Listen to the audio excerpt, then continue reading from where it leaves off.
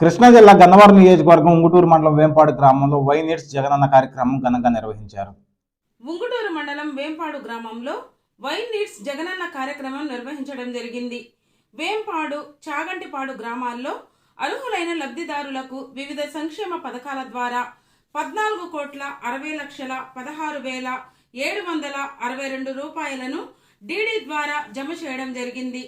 పేదల పాలెడి పెన్నిధి వైఎస్ జగన్మోహన్ రెడ్డిని గన్నవరం శాసనసభ్యులు వల్లభనేని వంశీమోహన్ 2024లో మరొకసారి ప్రజలందరూ ఆదరించాలని కోరారు.